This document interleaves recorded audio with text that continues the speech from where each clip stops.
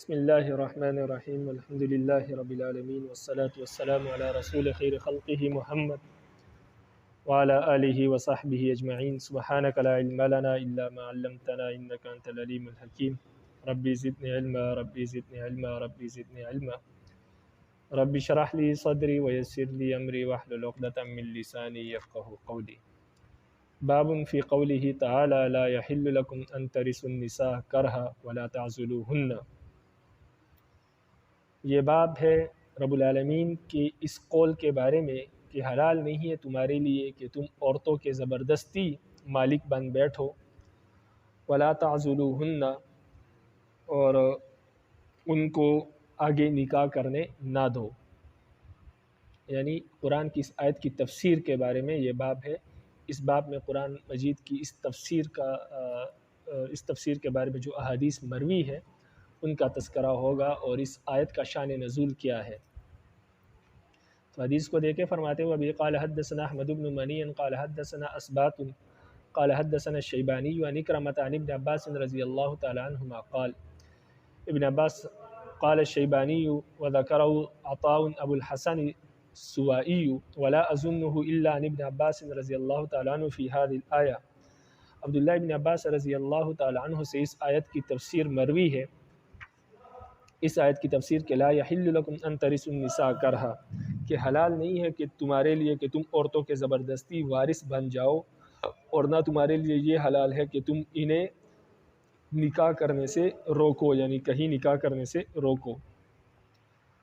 ابن عباس فرماتے ہیں کہ اس آیت کی تفسیر اور شان نزول یہ ہے کہ کان الرجل اذا مات کان اولیاؤہ احق بامرأتہ من ولی نفسہا۔ فرماتے ہیں کہ مشرکین مکہ میں یعنی زمانہ جاہلیت میں یہ رواج تھا کہ جب کوئی شخص مر جاتا تو اس کے جو ولی ہوتے، ولی وارث ہوتے، یعنی اس کے جو بھائی ہے، والد ہے، ولی وارث ہوتے، وہ اس کی بیوی کا اپنے آپ کو زیادہ حقدار سمجھتے تھے اس لڑکی کے ورثاء سے، یعنی وہ لڑکی کے جو والدین تھے یا بھائی تھے ان سے زیادہ اپنے آپ کو اس لڑکی کا حقدار سمجھتے تھے۔ انشاء بعضهم زوجها، اگر ان میں سے بعض چاہتے تو اس لڑکی سے خود نکاح کر لیتے تھے، او زوجوها، یا چاہتے تو اس لڑکی کا کہیں نکاح کر دیتے تھے، وانشاء لم یزوجوها، اور اگر چاہتے تو اس لڑکی کا کسی سے نکاح نہ کرتے، اسی طرح اپنے گھر میں بٹھائی رکھتے۔ تو اس ظلم کے بارے میں فنزلت هذه الآیہ فی ذلک، تو اس بارے میں یہ آیت نازل ہو گئی کہ تمہارا اس عورت پر کوئی حق نہیں ہے کہ تم اس کے وارث بن جاؤ، یا تم ایسا کرو کہ اس کو کہیں نکاح کرنے سے روکو اپنی مرضی سے۔ آج کل بھی یہ ہوتا ہے، خاص کر جو پختون فیملی ہے اس میں یہ زیادہ ہوتا ہے کہ اگر کوئی عورت کا خاوند یا شوہر مر جائے تو اس شوہر کے جو ولی وارث ہوتے ہیں یعنی اس کے بھائی وغیرہ ہوتے ہیں، وہ اس عورت کو گویا کہ اپنی ملکیت سمجھتے ہیں ایک طرح کی، اور اس کی اجازت کے بغیر، عورت کی اجازت کے بغیر وہ بعض اوقات دوسرا بھائی اس سے شادی کر لیتا ہے، یا کسی سے بھی اگر وہ شادی کروانا چاہتے ہیں اپنے بانجے بھتیجے وغیرہ سے اس سے شادی کروا دیتے ہیں، اس عورت کی مرضی نہیں پوچھی جاتی۔ تو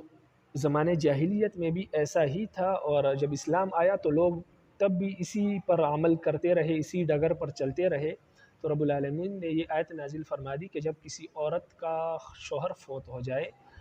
تو اس شوہر کے جو ولی وارث ہے، بھائی وغیرہ ہے، وہ اس لڑکی کے وارث نہیں ہے، اور ان کو کوئی حق نہیں ہے کہ اس لڑکی کے حق میں کوئی فیصلہ کرے،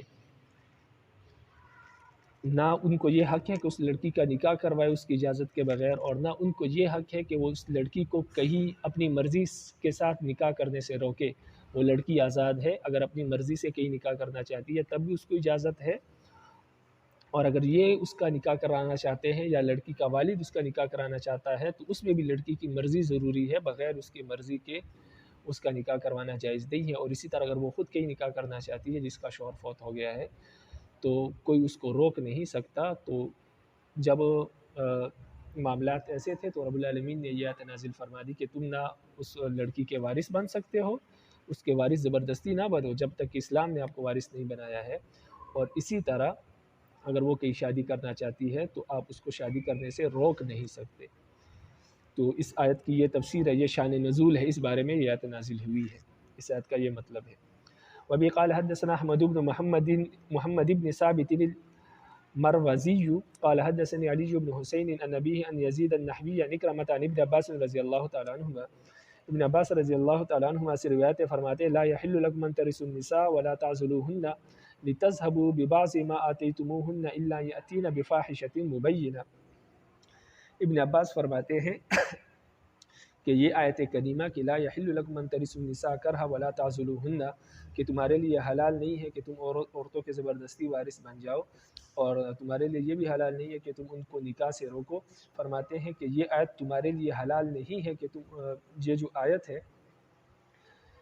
کہ تمہارے لیے حلال نہیں کہ تم ان عورتوں کے وارث بن بیٹھو اور انہیں تم نکاح کرنے سے روکو، یہ تمہارے لیے حلال نہیں ہے کہ جو تم نے انہیں دے رکھا ہے اس میں سے کچھ لے لو۔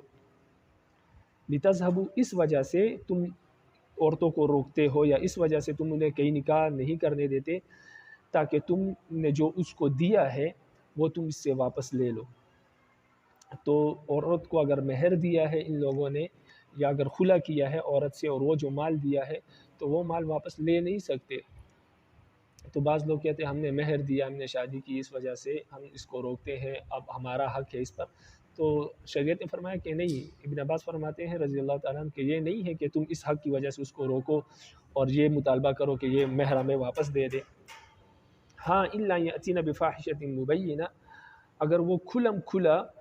بے حیائی کرے تو ایسی صورت میں تم اس کو روک سکتے ہو۔ بے حیائی سے، فحاشی سے روکنا یہ تو حق ہے کہ کیونکہ جس گھر میں رہ رہی ہے ان گھر والوں کی ذمہ داری ہے کہ اس کو فحاشی اور بے حیائی سے روکے۔ وذالک ان الرجل کان یرث امرأۃ، فرماتے ہیں کہ یہ اس وجہ سے یہ آیت نازل ہوئی کہ ان الرجل کان یرث امرأۃ ذی قرابۃ فیعزلها حتى تموت او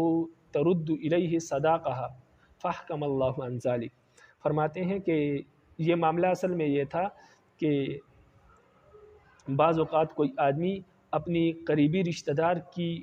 جو بیوی تھی، اگر وہ قریبی رشتہ دار مر جاتا تو یہ اس کا وارث بن جاتا اس عورت کا اور اس کو نکاح کرنے سے روکتا یہاں تک کہ وہ عورت مر جاتی یا وہ عورت اپنا جو مہر ہے یہ اس کو واپس لوٹا دیتی، تو تب تک اس کو اجازت نہیں دیتے تھے، یا تو وہ مر جاتی اور یا جو مہر انہوں نے دیا تھا وہ ان کو واپس نہ دے دے، تب تک یہ لوگ اس کو دوسری جگہ نکاح کرنے کی اجازت نہیں دیتے تھے۔ فَأَحْكَمَ اللَّهُ عَنْ ذَلِكَ، تو اس کے بارے میں اللہ نے یہ فیصلہ نازل فرما دیا، وَنَهَا عَنْ ذَلِكَ، اور لوگوں کو اس بات سے منع کر دیا کہ کسی کا اگر شوہر مر جائے تو آپ کو یہ اجازت نہیں ہے کہ آپ اس کو اس لیے روکے رکھو تاکہ وہ آپ کو مہر واپس دے دے اور اس وجہ سے آپ اس کو کہیں دوسری جگہ نکاح کرنے کی اجازت نہ دو۔ فرماتا ہے کہ یہ آپ کے لیے جائز نہیں ہے۔ وہ مہر تو جو آپ نے دیا تھا وہ تو اس شوہر نے دیا تھا، وہ مر گیا تو یہ مہر عورت کا ہے، باقی یہ آپ کو حق نہیں ہے کہ آپ اس کو نکاح کرنے سے کیا ہے دوسری جگہ نکاح کرنے سے روکو۔ اگر وہ نکاح کرنا چاہتی ہے تو یہ اس کا حق ہے، شریعت نے دیا ہے، آپ کو یہ حق نہیں کہ آپ اس کو روکو۔ وبی قال حدثنا احمد بن شبویۃ قال حدثنا عبد اللہ بن عثمان عن عیسی بن عبید اللہ عن عبید اللہ مولا عمر عن الضحاک بمعناه قال فوعظ اللہ ذلك۔ عبید اللہ کے غلام جو کہ عمر ہے وہ حضرت ضحاک سے اسی حدیث کے ہم معنی روایت بیان کرتے ہیں اور اس میں الفاظ یہ ہے کہ فوعظ اللہ ذلك، یہ لوگ اس طرح کرتے تھے تو اللہ نے ان کو اس آیت میں نصیحت کی کہ تم اس طرح نہ کیا کرو۔ باب فی الاستعمار، اجازت لینے کے بیان میں یہ باب ہے، یعنی جب عورت کا نکاح کرایا جائے تو عورت سے اجازت لی جائے، یعنی عورت کا اگر اس کا ولی وارث اگر اس کا نکاح کروانا چاہتا ہے کہیں تو لازم ہے کہ اس عورت سے اجازت لی جائے کہ آپ کا نکاح ہم یہاں کروانا چاہتے ہیں کہ آپ اس پر راضی ہے یا نہیں، تو عورت سے یہ اجازت لینی چاہیے۔ ابھی قال حدثنا مسلم بن ابراہیم قال حدثنا ابان قال حدثنا یحیی عن ابی سلمہ عن ابی ہریرہ رضی اللہ تعالی عنہ، ابو ہریرہ رضی اللہ تعالی عنہ سے روایت ہے ان نبی صلی اللہ علیہ وسلم قال کہ نبی علیہ السلام نے فرمایا کہ لا تنکح السیب حتی تستأمر، فرمایا کہ بیوہ عورت سے بیوہ عورت کا نکاح نہ کرایا جائے، یعنی بیوہ عورت کی شادی نہ کرائی جائے یہاں تک کہ اس سے اجازت لی جائے۔ وَلَلْ بِكْرُ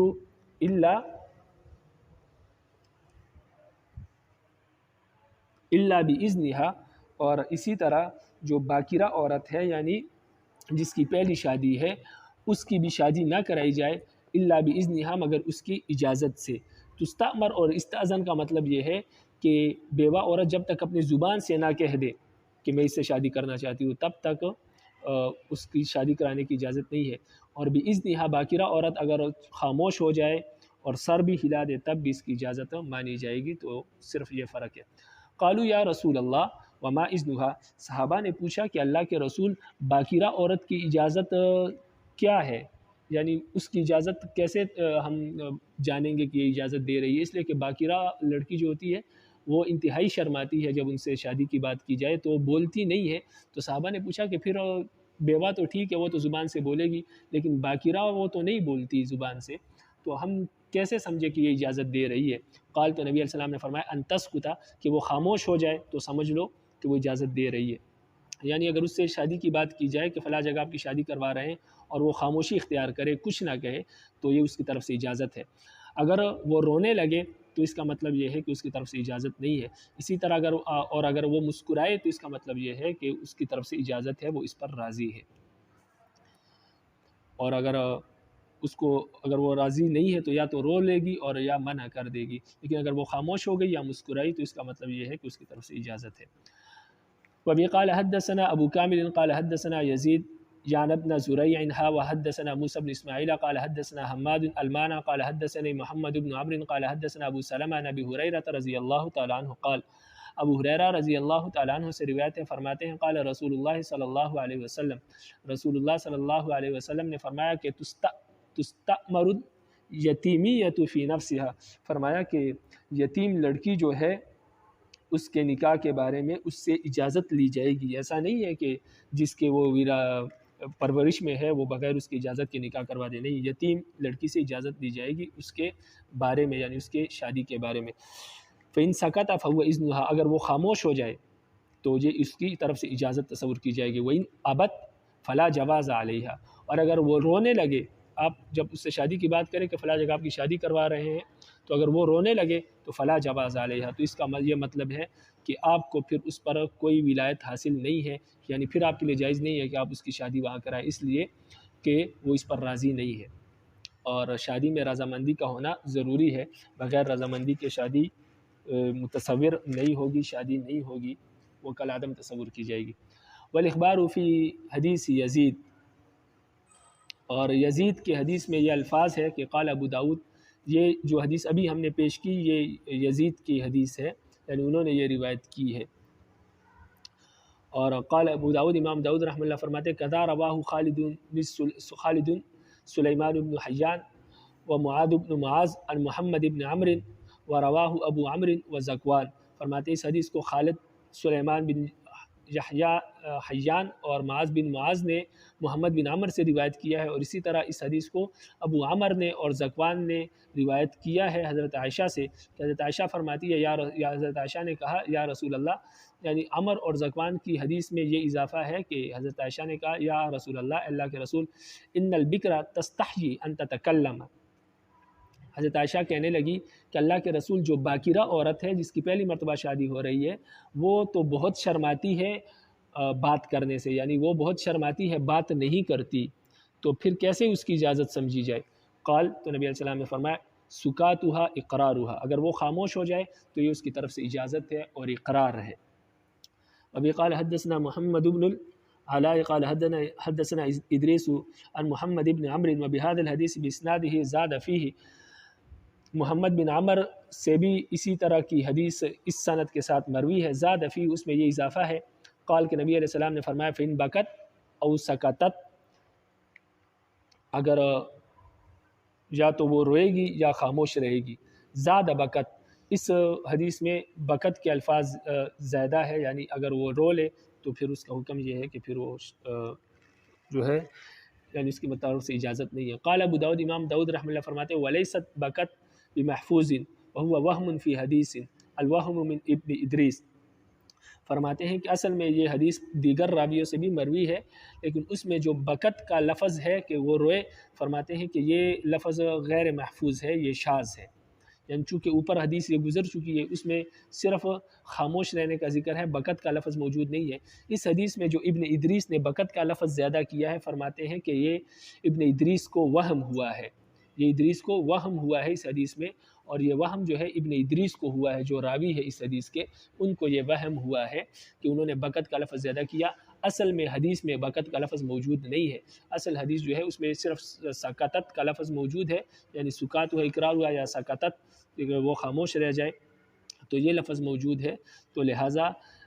یہ جو حدیث ہے یہ اس صحیح حدیث کے خلاف ہے، اس وجہ سے یہ شاذ ہے، اور وہ حدیث جو ہے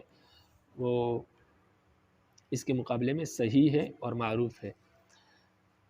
وبه قال حدثنا عثمان بن ابي شيبه قال حدثنا معاويه بن هشام عن سفيان عن اسماعيل بن اميه قال حدثني الثقة عن ابن عمر قال، ابن عمر رضی اللہ تعالیٰ عنہ سے روایت فرماتے ہیں، قال رسول اللہ صلی اللہ علیہ وسلم، رسول اللہ صلی اللہ علیہ وسلم نے فرمایا، آمر النساء فی بناتہن، فرمایا کہ عورتوں سے ان کے بیٹیوں کے بارے میں مشورہ لیا کرو، یعنی جب آپ کسی اپنی بیٹی کی کہیں پر شادی کروانا چاہتے ہیں یا کہیں پر رشتہ طے کرنا چاہتے ہیں، تو بیٹی والد کے سامنے خود اپنے رائے کا اظہار نہیں کرتی، والد سے وہ ڈرتی ہے، شرماتی ہے، لیکن اپنی والدہ سے وہ سب کچھ بے جھجک کہتی ہے، والدہ کو سب کچھ معلوم ہوتا ہے۔ اس لیے نبی علیہ السلام نے فرمایا کہ لڑکی کی جو والدہ ہے اس سے مشورہ کیا کرو، اس لیے کہ لڑکی کے حالات اسے معلوم ہوتے ہیں، تو لڑکی کی رضا بھی اسے معلوم ہوتی ہے، تو اس سے مشورہ کرے اور اس سے کہے کہ آپ لڑکی سے پوچھیں کہ وہ اس پر راضی ہے یا نہیں، تو ایسی صورت میں لڑکی کی رضامندی سامنے آ جائے گی۔ لیکن اگر والد اس سے پوچھتا ہے تو والد جہاں پر بھی اسے کہے گا کہ یہاں پر آپ کا رشتہ کرواتے ہیں، تو لڑکی ہاں میں ہی سر ہلاتی ہے۔ اس لیے نبی علیہ السلام نے فرمایا کہ لڑکی کے جو والدہ ہے تو ان سے کیا کیا کرو، مشورہ کیا کرو لڑکیوں کے بارے میں، یعنی یا گھر کی دیگر عورتیں، اگر والدہ نہیں ہے تو پھر جو دیگر عورتیں ہیں گھر میں ان سے پوچھا کرو، کیونکہ ان کو بھی اس کی رضامندی کا علم ہوتا ہے۔ باب فی البکر یزوجھا ابوہا ولا یستأمرھا، یہ باب ہے اس بات کے بارے میں کہ باکرہ عورت جس کی شادی اس کا والد کرائے اور اس سے اجازت نہ لے تو اس کا کیا حکم ہے، یعنی اگر والد باکرہ لڑکی سے اس سے پوچھے بغیر اس کی شادی کرا دے تو اس کا کیا حکم ہے۔ حدیث کو دیکھیں، فرماتے ہیں ابی قال حدثنا عثمان بن ابی شیبہ قال حدثنا حسین بن محمد قال حدثنا جریر بن حازم عن ایوب عن اکرمہ عن ابن عباس رضی اللہ تعالیٰ عنہما، ابن عباس رضی اللہ تعالیٰ عنہما سے روایت ہے، ان جاریۃ بکرا اتت النبی صلی اللہ علیہ وسلم، ایک باکرہ لڑکی نبی علیہ السلام کی خدمت میں آئی، فذکرت، اور یہ بات انہوں نے ذکر کی کہ ان اباہا زوجہا وہی کارہۃ، کہ ان کے والد نے ان کی شادی طے کر دی ہے، حالانکہ ان کو یہ شادی منظور نہیں ہے، ان کو یہ رشتہ پسند نہیں ہے۔ فخیرہا النبی صلی اللہ علیہ وسلم، تو نبی علیہ السلام نے اس لڑکی کو اختیار دے دیا کہ آپ کو اختیار ہے، آپ جہاں چاہے آپ اپنی مرضی سے شادی کر سکتی ہے، یعنی آپ کو اختیار ہے کہ آپ اس رشتے کو توڑنا چاہے تو آپ توڑ سکتی ہے۔ تو اس سے معلوم ہوا کہ لڑکی کی رضامندی جو ہے وہ ضروری ہے، اگر والد اس کی مرضی کے بغیر یا گھر کا کوئی فرد اس کی مرضی کے بغیر اس کا کہیں پر نکاح طے کر دے، رشتہ طے کر دے، تو اس کو اجازت ہے، اگر وہ بالغ ہے تو اس کو اجازت ہے کہ وہ اس رشتے کو توڑ دے اور کہے کہ مجھے یہ پسند نہیں ہے، میں نہیں کرنا چاہتی۔ تو دنیا کی پھر کوئی طاقت، کوئی عدالت اس سے وہ رشتہ نہیں کروا سکتی، یہ شریعت کا بھی قانون ہے اور دنیا کا بھی یہی قانون ہے کہ اگر وہ نہ کر دے تو کوئی اس کا رشتہ نہیں کرا سکتے،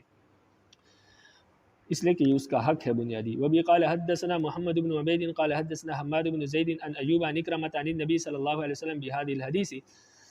حضرت اکرمہ نبی علیہ السلام سے اسی طرح کی حدیث انہوں نے روایت کی ہے۔ قال ابو داؤد لم یذکر ابن عباس، امام ابو داؤد رحمہ اللہ فرماتے ہیں کہ حضرت اکرمہ نے اپنے استاذ ابن عباس کا ذکر نہیں کیا اس حدیث میں، اور ڈائریکٹ نبی علیہ السلام سے روایت کر دی، یعنی تدلیس کی ہے۔ وَهَكَذَا رَأَوْهُ النَّاسُ مُرْسَلًا مَعْرُوفًا، اسی طرح بہت سے لوگوں نے اس حدیث کو مرسلاً روایت کیا ہے اور جو ہے اور معروف بھی بیان کیا ہے، یعنی مرفوعاً بھی روایت کیا ہے اور مرسلاً بھی اس حدیث کو روایت کیا گیا ہے۔ باب فی السیب، یہ باب ہے سیبہ عورت کے بارے میں۔ یعنی رواہ الناس مرسلا معروف، فرماتے ہیں اس حدیث کو لوگوں نے مرسلا روایت کیا ہے، یہی معروف ہے، یہی مشہور ہے، یعنی اصل میں یہ حدیث مرسل ہے، ابن عباس کا تذکرہ اس میں موجود نہیں ہے، یعنی اس حدیث کو مرسلا روایت کرنا ہی مشہور اور معروف ہے، جنہوں نے اس کو مرفوعاً روایت کیا ہے تو وہ غیر مشہور ہے، اصل میں یہ حدیث مرسلا مروی ہے۔ باب فی السیب، یہ باب ہے سیبہ عورت کے بارے میں، بیوہ عورت کے بارے میں، یعنی بیوہ عورت سے اس کی اجازت کیسے لی جائے اور اس کی اجازت کس چیز کو اجازت تصور کیا جائے گا نکاح کے معاملے میں۔ ابھی قال حدثنا احمد بن یونس وعبد الله بن مسلمة كلاهما قال حدثنا مالك عن عبد الله بن الفضل عن نافع بن جبیر عن ابن عباس رضی اللہ تعالی عنہما، ابن عباس رضی اللہ تعالی عنہما سے روایت ہے، فرماتے ہیں قال رسول اللہ صلی اللہ علیہ وسلم، رسول اللہ صلی اللہ علیہ وسلم نے فرمایا الأیم احق بنفسها من ولیها، فرمایا کہ بیوہ جو عورت ہے وہ اپنے آپ کی زیادہ حقدار ہے اپنے ولی سے، یعنی اس کے بارے میں اس کا فیصلہ آخری اور حتمی فیصلہ تصور کیا جائے گا، اگر اس کا ولی اس پر راضی نہیں بھی ہے تب بھی اگر وہ اپنا نکاح کرا دے تو اس کا نکاح منعقد ہو جائے گا باکرہ سیبہ عورت کا، یعنی بیوہ عورت کا، اس لیے کہ اس کو تجربہ ہے اور ایک مرتبہ شادی ہونے کے بعد اب اس کو اتنی سمجھ ہے کہ کہاں پر اس نے رشتہ کرنا ہے کہاں پر نہیں کرنا، تو اس لیے وہ اپنے آپ کی زیادہ حقدار ہے اپنے ولی سے اپنے بارے میں فیصلہ کرنے کی۔ والبکر تستعمر فی نفسها واذنها سماتها، اور جو باکرہ عورت ہے جس کی پہلی مرتبہ شادی ہے تو اس سے اجازت لی جائے گی، وہ خود اپنا رشتہ نہیں کر سکتی، اپنا نکاح نہیں کر سکتی، نکاح اس کے ولی وارث ہی کرائیں گے، لیکن اس کی اجازت سے، اس کی اجازت کے بغیر نہیں، اور اس کی اجازت اس کا خاموش رہنا ہے، اگر اس سے اجازت طلب کی جائے اور وہ خاموش رہ جائے تو یہ اس کی طرف سے اجازت تصور کی جائے گی، اس لیے کہ اس کو تجربہ نہیں ہے، پہلی مرتبہ شادی ہے تو اس کو اس بات کی علم نہیں ہے کہ شادی کہاں کرانی چاہیے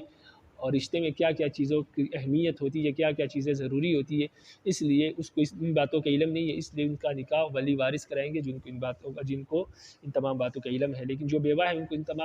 اس تمام باتوں کا علم ہے، اس لیے وہ اپنے فیصلہ اپنے حق میں خود کرے گی، ولی وارث اس کا فیصلہ نہیں کر سکتے، اگر وہ اجازت دے دے تو الگ بات ہے۔ وہذا لفظ القعنبی، اور اس حدیث کے جو الفاظ ہے اس کو مختلف دو حضرات نے روایت کیا ہے، احمد بن یونس نے بھی روایت کیا اور عبداللہ بن مسلمہ نے بھی روایت کیا ہے، لیکن یہ جو حدیث کے الفاظ ہے یہ قعنبی کے ہے، یہ ان کے الفاظ ہے امام قعنبی کے۔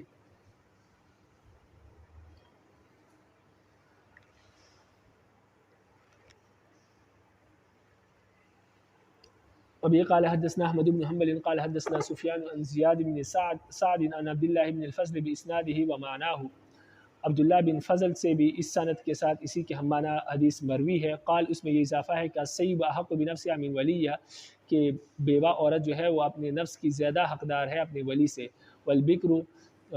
یستأمرها ابوها، اور جو باکرہ عورت ہے اس سے اس کا والد اجازت لے گا۔ قال ابو داود ابوہا لیس بمحفوظ، امام ابو داؤد رحمہ اللہ فرماتے ہیں کہ اس حدیث میں جو ابوہا کے الفاظ ہے یہ غیر محفوظ ہے، یعنی یہ الفاظ شاذ ہے، باقی جو حدیثیں ہیں اس میں ابوہا کے الفاظ موجود نہیں ہیں، اصل میں اس حدیث میں ابوہا کے الفاظ موجود نہیں ہے، تو لہٰذا راوی نے جو ابوہا کا اضافہ کیا ہے یہ شاذ ہے، یہ محفوظ نہیں ہے، محفوظ جو حدیث محفوظ ہے اس میں ابوہا کا لفظ موجود نہیں ہے۔ وبه قال حدثنا الحسن بن علي قال حدثنا عبد الرزاق قال اخبرنا معمر عن صالح بن كيسان عن نافع بن جبير بن مطعم عن ابن عباس رضی اللہ تعالی عنہما ان رسول اللہ صلی اللہ علیہ وسلم قال، ابن عباس رضی اللہ تعالی عنہما سے روایت ہے، فرماتے ہیں کہ رسول اللہ صلی اللہ علیہ وسلم نے فرمایا لیس للولی مع الصبی امر، فرمایا کہ ولی کے لیے بیوہ عورت کے ساتھ کوئی حق نہیں ہے، یعنی ولی کا بیوہ عورت پر کچھ اختیار نہیں ہے، وہ اپنا نفس کی خود اختیار ہے، خود مالک ہے، وہ اپنا فیصلہ خود کرے گی۔ والیتیمۃ تستأمر وصمتها اقرارها، اور جو یتیم لڑکی ہے گھر میں جو باکرہ ہے اس سے اجازت لی جائے گی، جو اس کے وارث ہے جس کی پرورش میں وہ ہے وہ اس سے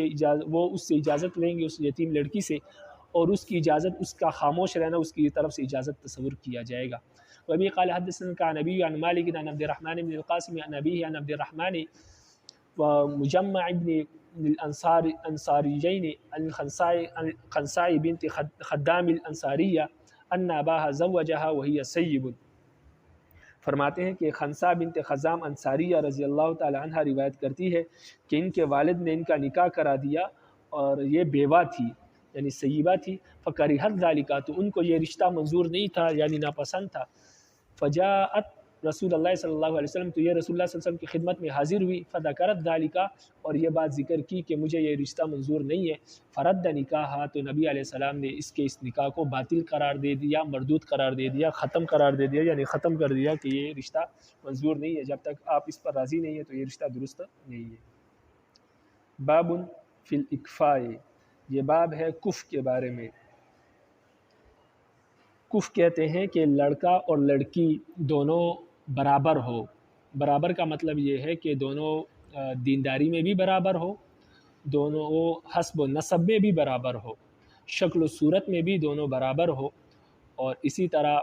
پیشے میں بھی برابر ہو کہ جو پیشہ مثلا دینداری میں بھی دونوں دیندار ہو تو ایک دوسرے کے کف ہے. اسی طرح حسب و نسب، ان کا جو خاندانی شجرہ نسب ہے اس کو بھی دیکھا جائے گا کہ کوئی خاندان گھٹیا تو نہیں ہے. اگر گھٹیا خاندان جو ہے وہ اعلیٰ خاندان کا کف نہیں ہو سکتا. اسی طرح جو ہے حسن و جمال میں بھی دونوں کو دیکھا جائے گا. ایسا نہ ہو کہ ایک انتہائی بدصورت ہو ایک انتہائی خوبصورت ہو تو وہ بھی کف نہیں ہے. اسی طرح جو ہے ان دونوں کا آپس میں کیا ہے، پیشہ بھی جو ہے ایسا نہ ہو کہ ایک گھٹیا پیشے سے تعلق رکھتا ہو اور دوسرا اعلیٰ پیشے سے تعلق رکھتا ہو تو یہ بھی کف نہیں ہے. اس میں پھر یہ آتا ہے کہ بعد میں تانے دیے جاتے ہیں ایک دوسرے کو. جو اعلیٰ درجے کا ہوتا ہے وہ گھٹیا والے کو تانا دیتا ہے اور اس طرح پھر رشتہ نہیں چلتا. اس لیے شریعت میں سنت یہ ہے کہ کف ہو. کف کا مطلب یہ ہے کہ ان چار چیزوں میں برابری ہو لڑکا لڑکی میں. پھر جب شادی کرائیں گے تو دونوں برابر کے ہوں گے تو ایک دوسرے کو تانا نہیں دیں گے. جب تانے نہیں دیں گے، رشتے میں تان و تشنیع نہیں ہوگی تو دونوں برابر کے ہوں گے، تو ایسی صورت میں کسی کو حقیر نہیں سمجھا جائے گا، تو رشتہ جو ہے وہ اچھی طرح چلے گا اور جو ہے پائیدار ہوگا. لیکن اگر ایک گھٹیا ہے تو وہ آخر میں تنگ آ جائے گا اور پھر ایسی صورت میں جو ہے وہ جان چھڑانے کی کوشش کرے گا. تو یہ اسی طرح تھا. ایک شخص نے ایک فیکٹری کے مالک ایک عورت تھی، وہ بیوہ ہو گئی، اس سے شادی کی. جب اس سے شادی کی تو اس نے اس کو ملازم بنا کر رکھا. اب جب ملازم بنا کر رکھا تو یہ بیچارہ تنگ آ گیا کچھ عرصے بعد. اس نے پھر سوچا کہ میں اس کو طلاق دے دوں، کیونکہ وہ کے پاس پیشہ اعلیٰ پیشہ تھا، اس کے پاس کاروبار نہیں تھا تو وہ اس کو کمتر اور حقیر سمجھتی تھی. تو اس وجہ سے وہ اس کو ملازموں کی طرح سے کام لیتی تھی. جب یہ تنگ آ گیا تو اس نے طلاق دینے کا ارادہ کیا اور کہا کہ میں طلاق دینا چاہتا ہوں. لیکن جب بیوی کو اس بات کا علم ہوا کہ طلاق دینا چاہتا ہے یہ مجھے، تو اس نے کہا خبردار اگر مجھے طلاق دی، میری فیکٹری کے جتنے بھی ملازم ہیں سب سے آپ کو پٹواؤں گی اور اتنا آپ کو ماریں گے کہ آپ کا تکہ بوٹی کر دیں گے. اس لیے آرام سے بیٹھو، اگر طلاق کا نام منہ پر آیا آپ کے تو آپ کی خیر نہیں ہے. تو یہ اسی وجہ سے ہوا، اسی وجہ سے یہ معاملات آتے ہیں کہ کف نہیں ہوتا. اگر کف ہو تو پھر کسی کا دوسرے پر زور نہیں چلتا اور رشتہ پائیدار ہوتا ہے اور کوئی کسی کو حقیر نہیں سمجھتا. تو بعض اوقات حقارت کی وجہ سے جب انسان کو حقیر سمجھا جاتا ہے تو پھر وہاں پر رشتے میں اہمیت جو ہے وہ ختم ہو جاتی ہے. جب کسی رشتے میں عزت نہیں ہوتی، عزت نفس مجروح ہوتی ہے تو وہ رشتہ بالکل پائیدار نہیں ہوتا. وہ کچھ مہینے بھی ٹک جائے تو وہ بھی اس کی بڑی اس رشتے کی بڑی بات ہے. تو اس لیے کف کی وجہ سے عزت نفس مجروح ہونے سے محفوظ ہوتا ہے. اس لیے شریعت نے کف کو جو ہے یہ سنت قرار دیا ہے. باقی کف کوئی ضروری نہیں ہے، سنت ہے کہ اس پر کے مطابق عمل کرے تو رشتہ پائیدار ہوتا ہے. لیکن اگر کف پر عمل نہ بھی کیا جائے تب بھی جو ہے اگر کوئی رشتہ کر لے غیر کف میں تب بھی جائز ہے. لیکن اگر کوئی لڑکی اپنے والدین کی اجازت کے بغیر غیر کف میں شادی کرے گی تو وہ رشتہ قابل قبول نہیں ہوگا. ہاں والدین کی اجازت سے غیر کف میں شادی کر سکتی ہے.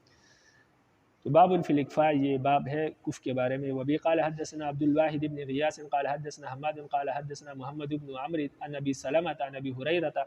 ان ابا هند حجم النبي صلى الله عليه وسلم في يافوخ فقال النبي صلى الله عليه وسلم يا بني يباز انكحوا ابا هند وانكحوا اليه وان كان في شيء مما تداوون به خير فالحجامه. ابو ہریرہ رضی اللہ تعالیٰ عنہ کہتے ہیں کہ ابو ہند نے نبی کریم صلی اللہ علیہ وسلم کی چند نبی علیہ السلام کو پچھنا لگوایا تو آپ صلی اللہ علیہ وسلم نے فرمایا بنی بیازا کے لوگوں ابو ہند سے تم اپنی بچیوں کی شادی کرو اور ان کے بچیوں سے شادی کرنے کے لیے تم انہیں نکاح کا پیغام دو، اور فرمایا کہ تین چیزوں سے تم علاج کرتے رہو، اگر ان میں سے کسی چیز میں خیر ہے تو وہ پچھنا لگوانا ہے۔ یعنی نبی علیہ السلام نے فرمایا کہ جو شخص پچھنا لگواتا ہے تو اس کے اس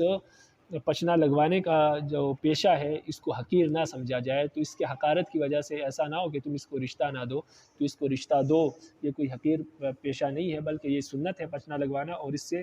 بہترین علاج ہے۔ اس وجہ سے تم اس کے لڑکیوں سے شادی کرو اور اس کو اپنی بچیاں دو شادی کے لیے، یعنی اس کے بیٹوں کو شادی کے لیے اپنی بچیاں جو ہے اگر یہ رشتہ مانگے تو اس کو دو۔ باب فی تزویج میولت، بچے کی پیدائش سے پہلے ہی اس کا نکاح کرا دینا، یعنی ابھی تک بچہ پیدا نہیں ہوا اور اس کا رشتہ کہیں سے طے کر دیا، تو اس کے بارے میں کیا حکم ہے؟ اگر بچے کی پیدائش سے پہلے اس کا کہیں رشتہ کرا دے، اسی طرح لڑکی کی پیدائش سے پہلے اگر اس کا رشتہ کرا دے تو اس کا کیا حکم ہے؟ تو اس حدیث میں بیان ہوگا، اس باب میں بیان ہوگا۔ فرماتے ہوئے بھی قال حدثنا الحسن بن علی ومحمد بن المثنى المعنى كلاهما قال حدثنا يزيد بن هارون قال أخبرنا عبد الله بن يزيد بن مقسم الثقفي من أهل الطائف قال حدثتني سارة بنت مقسم أنها سمعت ميمونة بنت كردم قالت خرجت مع أبي حجة رسول الله صلی اللہ علیہ وسلم۔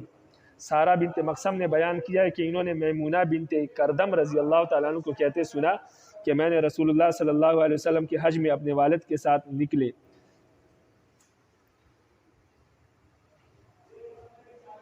یعنی میں اپنے والد کے رسول اللہ صلی اللہ علیہ وسلم کے ساتھ حج کو نکلی اور میرے ساتھ میرے والد تھے، والد بھی تھے۔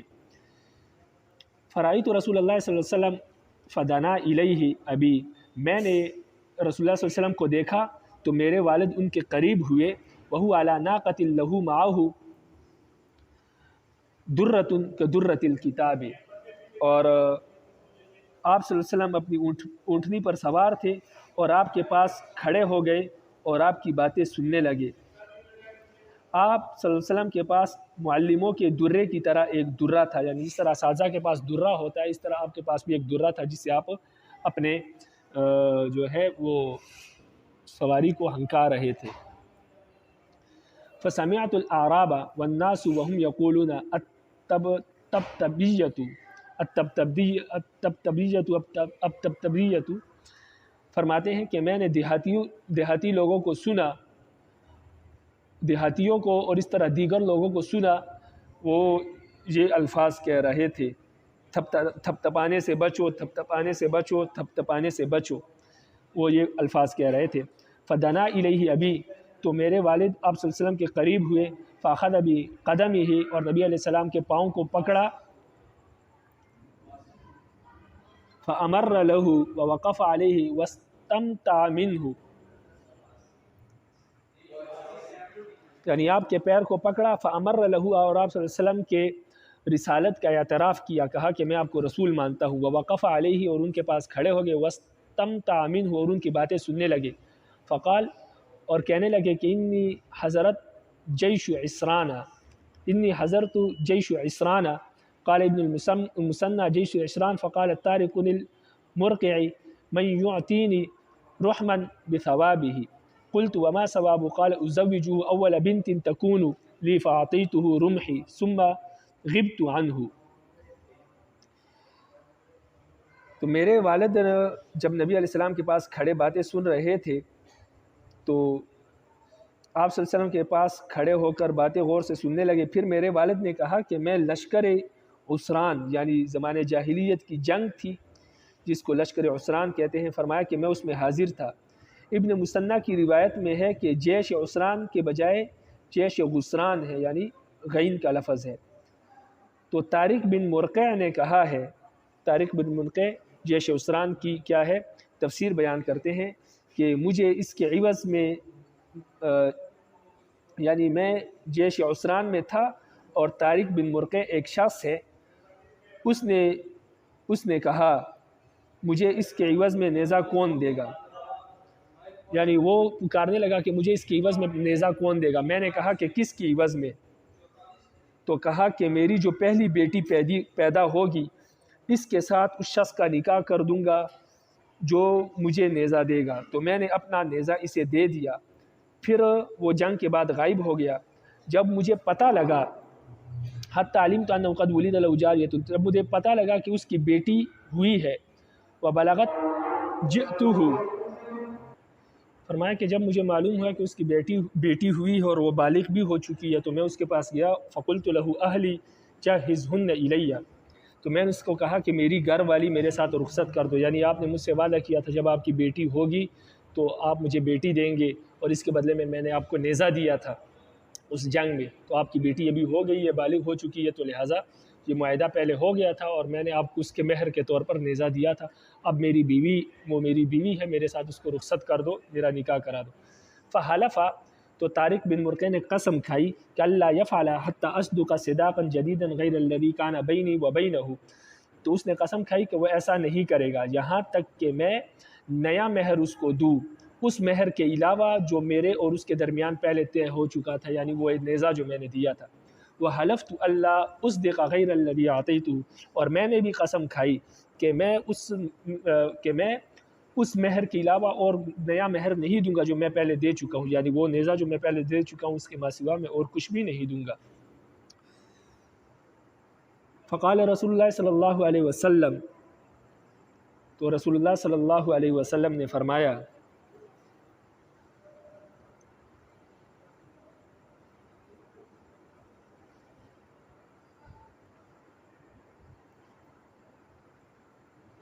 وَبِقَرْنِ أَيِّ النِّسَاءِ هِيَ الْيَوْمِ قالت قد رأت القطیرہ، نبی علیہ السلام نے فرمایا میری رائے ہے کہ تم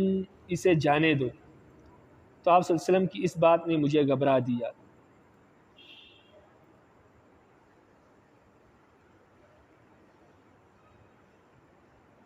نہیں، نبی علیہ السلام نے فرمایا وَبِقَرْنِ أَيِّ النِّسَاءِ هِيَ الْيَوْمِ، آج اس کی عمر کتنی ہوگی، یعنی آج وہ کن عورتوں کی عمر میں ہے، یعنی اس کی عمر اس وقت کیا ہے۔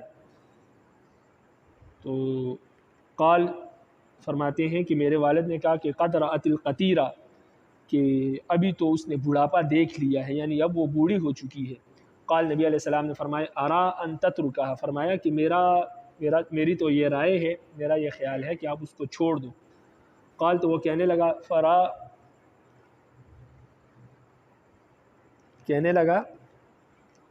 کہ فرا عنی ذالک ونظرت الی رسول اللہ صلی اللہ علیہ وسلم، نبی علیہ السلام کی اس بات نے مجھے گھبرا دیا، میں آپ کی جانب دیکھنے لگا کہ آپ نے یہ مجھے کیا کہہ دیا کہ میں اس کو چھوڑ دوں، تو میں حسرت سے نبی علیہ السلام کی طرف دیکھنے لگا۔ فلما رأى ذلك منی، جب نبی علیہ السلام نے میری اس گھبراہٹ کو دیکھا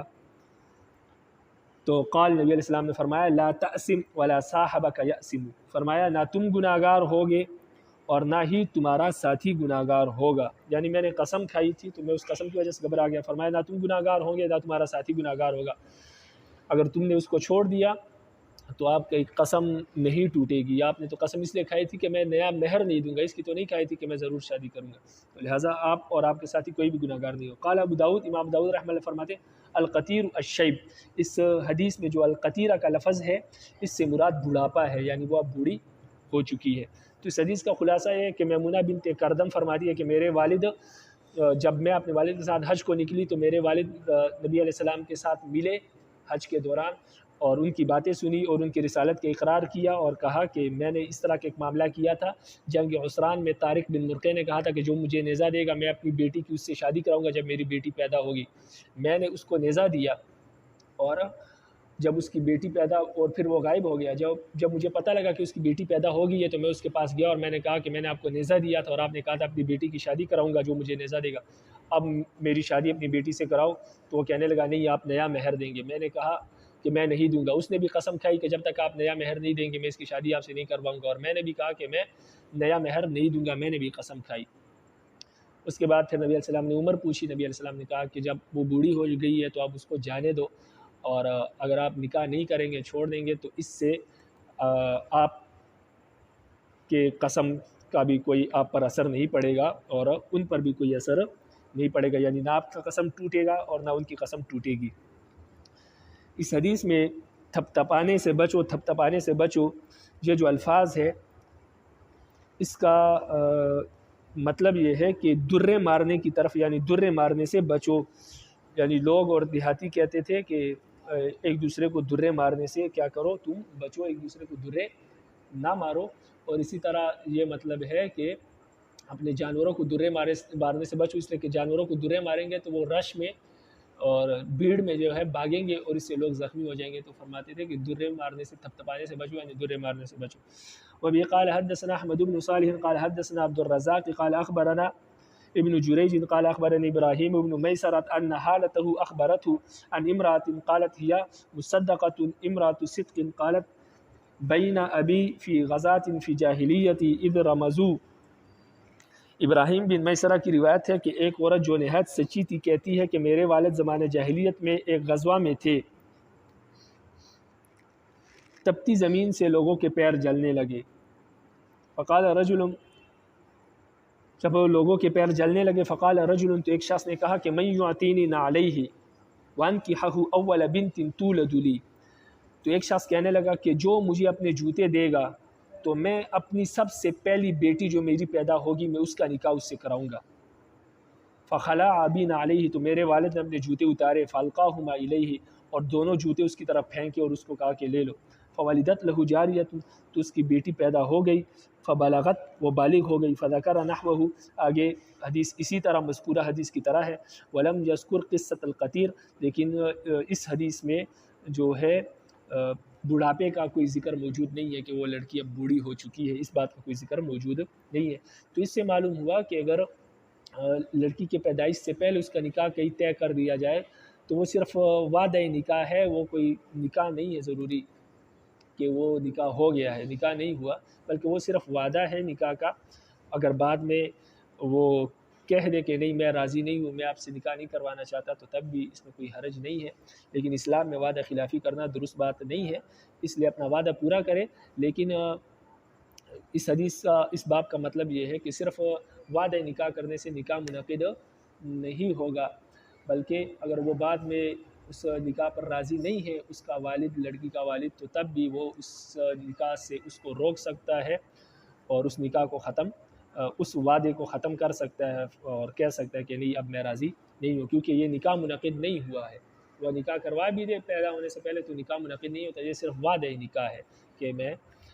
تو اسی طرح اگر کسی کے ولادت سے پہلے اس کا نکاح کر دیا جائے یا شادی طے کر دی جائے تو صرف وعدہ ہے، اس سے بعد میں انکار ممکن ہے اور اس کو ختم کرنا بھی ممکن ہے. وہ کوئی نکاح یا شادی نہیں ہے. اگر کرا بھی دی جائے شادی یا نکاح تو جب تک کوئی پیدا نہیں ہوا تو اس کا نکاح ہو ہی نہیں سکتا، اس لیے یہ وعدہ نکاح تک محدود رہے گا اور بعد میں اس کا انکار بھی ممکن ہے اور اس کو ختم کرنا بھی ممکن ہے.